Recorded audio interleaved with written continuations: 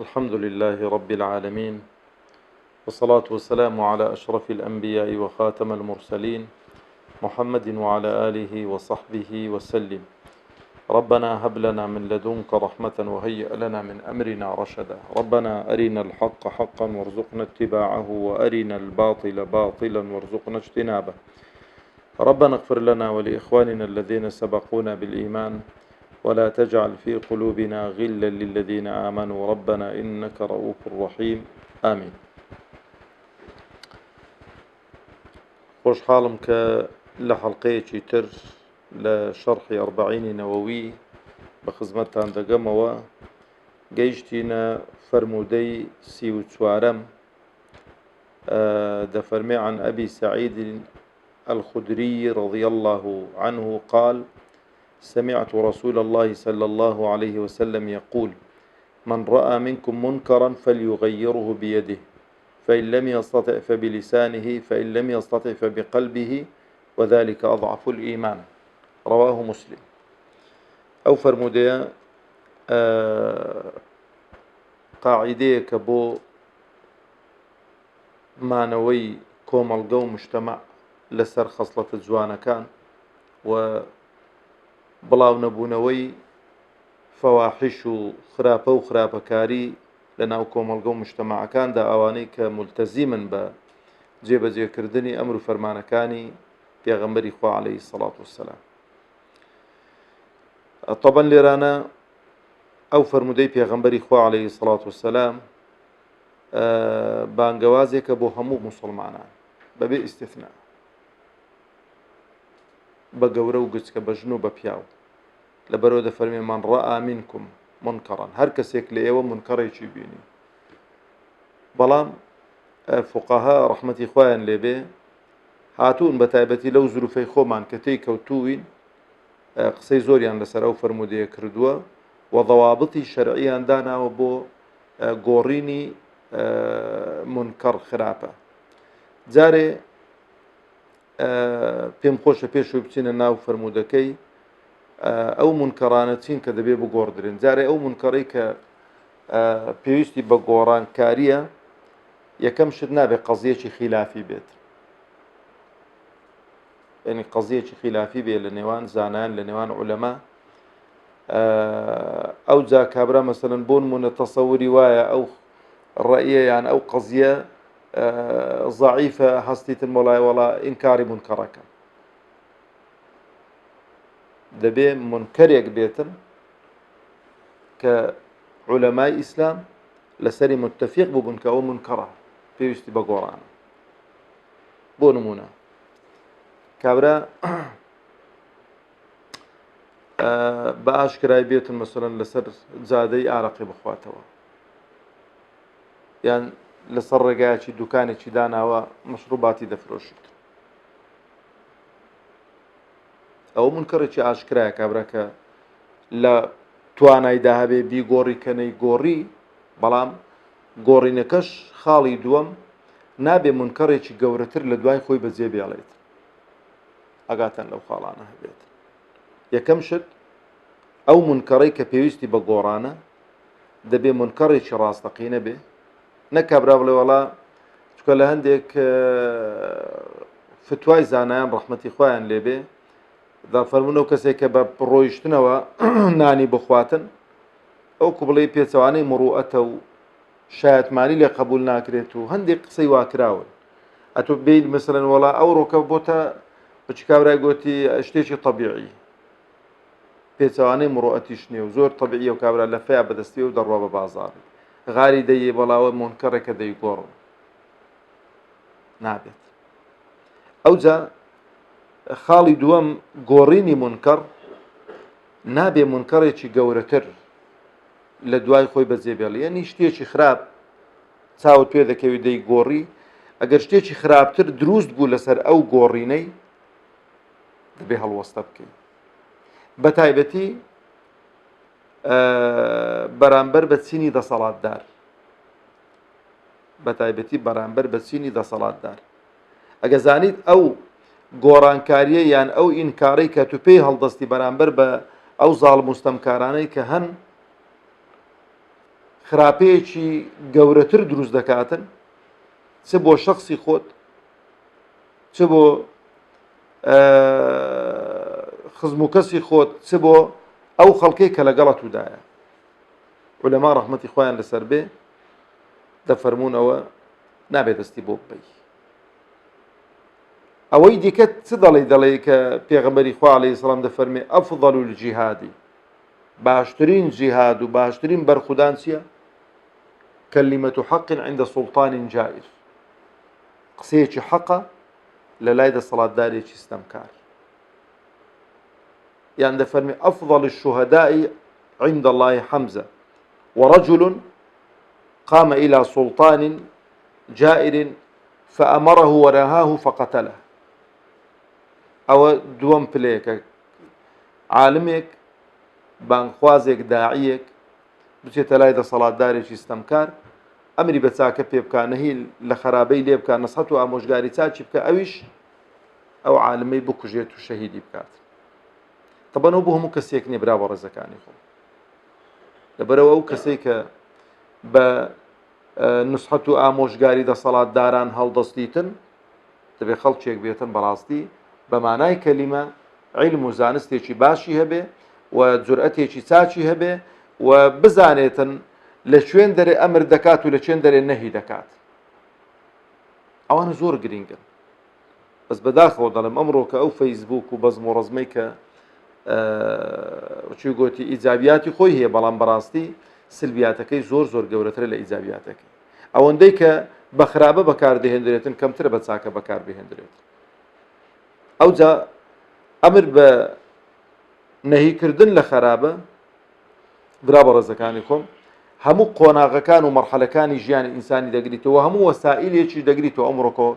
ڕاگەیاندن و فەیسبوک و لە هەر شوێنێکی بە ئینسان پێیکرا دەبێ نەهی لە خراپەی بکاتن بەقەدەر ئەوەی کە لەسەر شانیەتی. ئەوجا پێغەمبەری خوا عەلەیهی سەڵات وسەلام قۆناغەکانی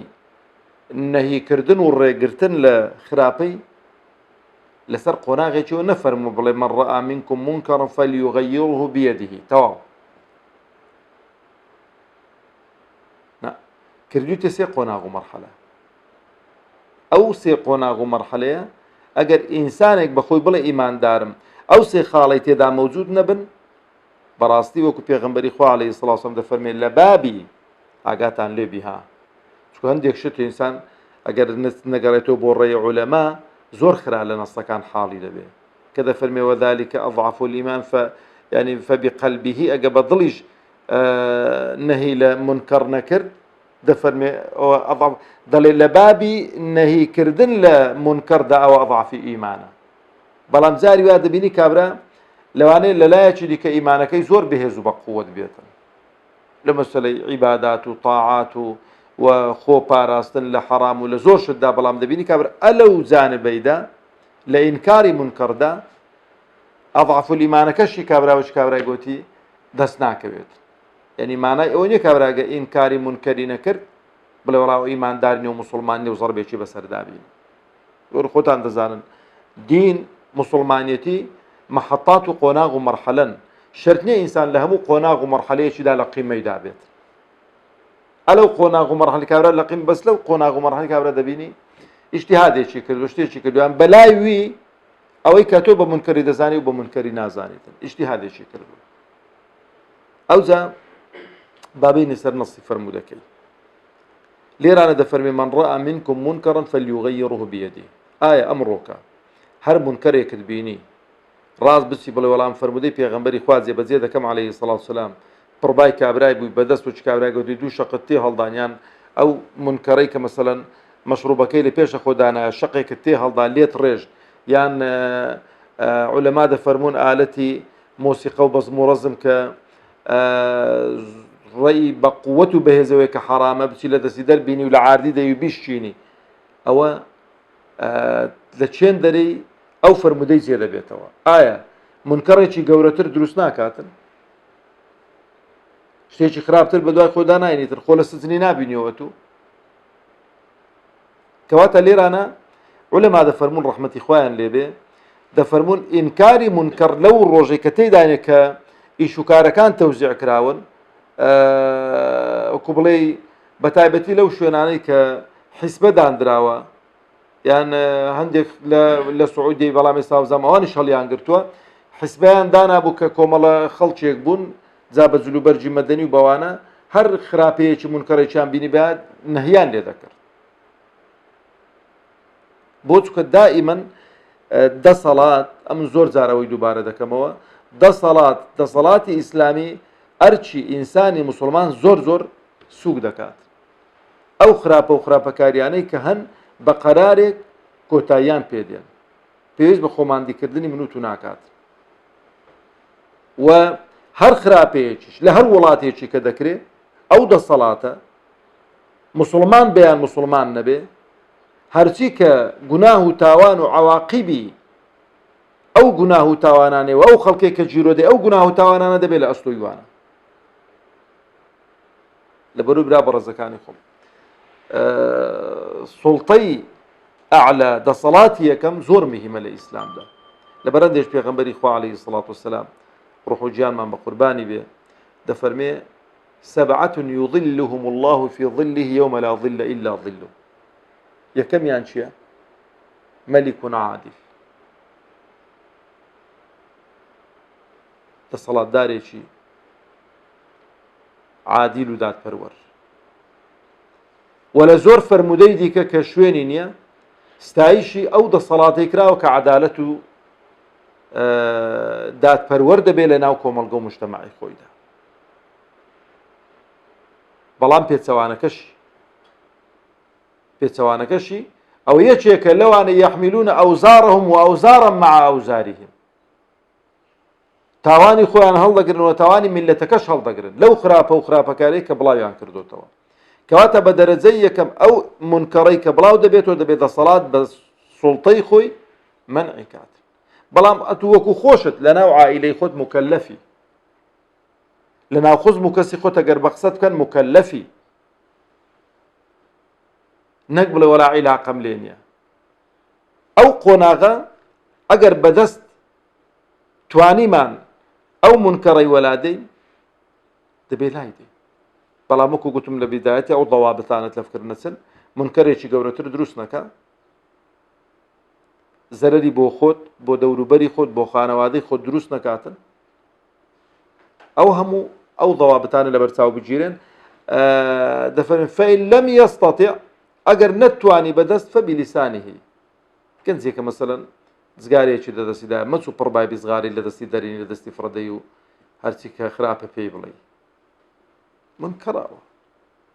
زدو قسەی خۆش کوڕم ئەوە هەم حەرامە هەم زەرەرت پێ دەگەینیتن بەس زاری وایە لەوانەیە کابرا قسەکەش قبول نەکات لەبەرەوەی دائیمەن ئینکاری منکەڕ ئەو کەسەی کە ئیوا هەیە قسەی ئەگەر بتڵێتێ مەرحەباوە دەزانی خەنجەرێت لێدات هەندە وەچ کابرای گوتی عەبوسی قەمتەریر هەندە وەچ کابرای گوتی ڕووگرێژ قسە ڕاق یعنی هەرچی کە صیفاتی نەفرەتە دە و ئینسانەیدا کۆبووتەوە ئەوە نابێ خۆ لەو جانب و بوارەی بدات وەڵا من لە بابی مناسەحە و ئەمر بە چاکە و نەهی لە خراپە بێتن وەزیەکەی خەڵکەکەی خراپتر کات و تێکی دات دەفەرمون عولەما کە باسی ئەمر بە چاکە و نەهی لە خراپە دەکەن ئومر بالمعروف بالمعروف وانهى عن المنكر بالمعروف نهی کردن لە خراپەی بە چاکە دەبێت کابرا جارێ ئەتۆ بە شایستە بزانێت کە نسحەتی دەکەی کە ئامۆژگاری دەکەی کە ڕێگری لێ دەکەی لەو خراپەی کە دەیکاتن پێی بڵێ کە زەرەرەکە بۆ خۆیەتی بۆ خۆی تێدا زەرەرمەند دەبێ ئەوەی تو وەکو ئەرچێک وەکو بیرهێنانەوەیەکە هەرچەندە ئێستانەکەی عەلامی کوردی بەداخەوە ئیش لەسەرەوەی دەکا کە ئەو بابەش ئەو ئەمر بە چاکە و نەهی لە خراپەش نەمێنێ کەسی خوای گەورە تەبارەک وتەعالا دەفەرمێ كنتم خير أمة أخرجت للناس تأمرون بالمعروف وتنهون عن المنكر وتؤمنون بالله خيريتي أو أمته خيريتي أو مسلمانان خيريتي أمتي محمد عليه الصلاة والسلام لو دايك أمر بساكونه إلى خرابتك ئەنی زە تاونا تاو کابرا بەرنامەیەک دەکاتن ئەرێ ڕێی چێ دەربارەی و خەڵکێک کە خۆ لەی شوکاری خەڵکی هەڵدەقورتێنن مەبەستی ئەوەیە کاکە خۆم لەی شوکاری تۆ هەڵ نەقورتاندوە من قۆرتێک دەبینمە تو بەرەوە قۆرتە دەرەوە پێت دەڕم دەڵم کوڕم لێر ڕاست دەنا دەکەی ئەو قورتە قورت بەسەری دەبێت ڕاستە خۆ گوناه و تاوانانەی تو مەڵێ هەر زەرەر بە بەڵا زەرەر بە میش دەگەێنیت زەرەر بە دەوروبەریشت دەگەێنیت بوونی تاوان و گوناهی زۆر لە ناو کۆمەلگە و مجتەمع خوای گەورە غەزەبی خۆی بەسەر و کۆمەلگە و مجتەمەعیدا دەبارێنیت جا ژیانیان ناخۆش دەکا بارانیان لێ قەتاع دەکا بارانی زۆریان بۆ دەبارێنیتن بۆی کەوچ کاوراگۆتی هەموو شتیان بڕزیتن نەخۆشی جۆرا و جۆریان بۆ دەنێنێتن کە لە ئەسلافیان دانەبوون برۆ عولەما دەفەرمون ما نەزەلە بەلاون ئیلا بذەنب هەر هیچ بەڵاو موسیبەتێک دا نابەزێتە سەر کۆمەلگە و مجتەمەعەکان ئیلا بە گوناه و تاوانی خەڵکی نەبێت ولن يرفعه إلا بالتوبة وبرزشی ناکاتۆ ئیلا بەچ نەبێ بە تەوبەکردن نەبێت لەبەرەوە ئەو کەسێک کە نەهی لە منکەڕ دەکا بە زوبان دەبێت زمانی پاراو بێ زمانی شیرن بێ قسە خۆش بێ و دڵسۆزی خۆی بۆ خەڵکەکەی نیشان بدا و ئاخری دەفەرمێ فإن لم يستطع فبقلبه وذلك أضعف الإيمان ئەگەر نە بە یەکەمت پێکرا و نە بە دومیشت پێکرا بەلای کەمی خاوەنی مەرحەلەی سێم بەدڵ پێت ناخۆش بێ خەڵک ئیشی خراپ دەکات بەدڵ پێت ناخۆش بێ خەڵک نوێژ ناکات بەدڵ پێت ناخۆش بێ خەڵک بەڕۆژوو نابێ بەدڵ پێت ناخۆش بێ خەڵک جگەرە چێشە بەدڵ پێت ناخۆش بێ خەڵک غەیبەت دەکات بەدڵ پێت ناخۆش بێ خەڵک بوختان دەکاتن بەدڵ پێت ناخۆش بێ ئەگەر پێت نەکرا بە یەکەم و دووەمی بکەی خەڵک تەحاکم دەکاتن بۆ غەیری شەریعەتی خوا ئەو سێ قۆناغ و مەرحەلەیە خوازیارم کە بتوانین معاملەیەکی تەندروستی لەگەڵدا بکەین بۆی کە ئەو کۆمەلگە و مجتەمەعە بە ساغ و سەلیمی بمێنێتەوە والسلام عليكم ورحمة الله وبركاته